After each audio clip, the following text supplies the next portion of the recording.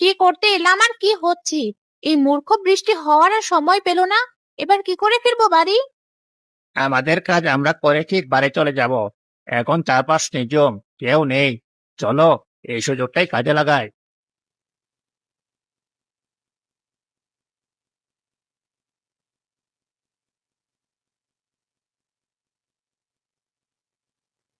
তাড়াতাড়ি চলো এবার, না হলে কেউ দেখে ফেললে সর্বনাশ হয়ে যাবে। তারা দ্রুত পায়ে হেঁটে বাড়ি পথে রওনা দিল।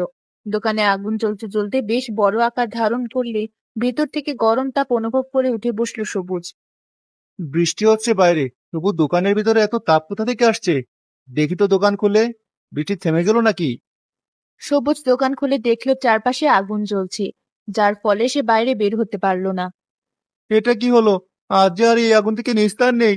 আমার প্রাণটা কি এই আগুনেই যাবে? বাঁচাও, কেউ বাঁচাও! আমার দোকানে আগুন লেগেছে, বাঁচাও কেউ!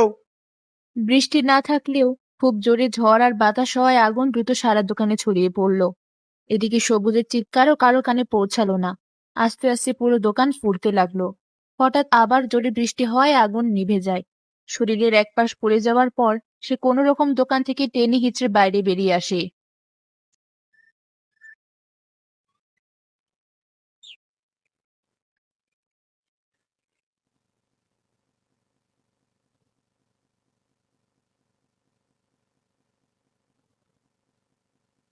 ভাবি, ও ভাবি, ভাবি তাড়াতাড়ি দরজাটা খোলো, সর্বনাশ হয়ে গেছে। সারা রাত ঘুমাতে পারেনি বৃষ্টির জন্য। এত সকালে আবার কে এসে দরজায় শব্দ করে? আরে মুহিব ভাই, তুমি যে! এত সকাল সকাল কি হয়েছে? ভাবি, সর্বনাশ হয়ে গেছে। সবুজ ভাইয়ের দোকান রাতে আগুনে পুড়ে গেছে। সবুজ ভাইয়ের অবস্থাও খুব খারাপ, তাকে হাসপাতালে নেওয়া হয়েছে। কি বলছো? এ কিভাবে সম্ভব? সৃষ্টিকর্তা, এ তোমার কেমন পরীক্ষা? চারদিক থেকে আমাদের এভাবে সর্বশান্ত করে কেন দিচ্ছ? মা, তাড়াতাড়ি চলো বাবার কাছে। না জানি সে কত কষ্ট পেয়েছে।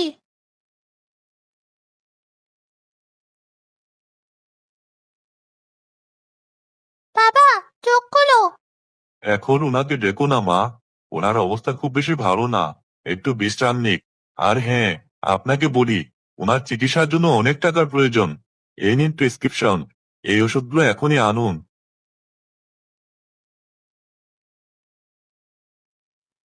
কি হবে? এবার কি করব?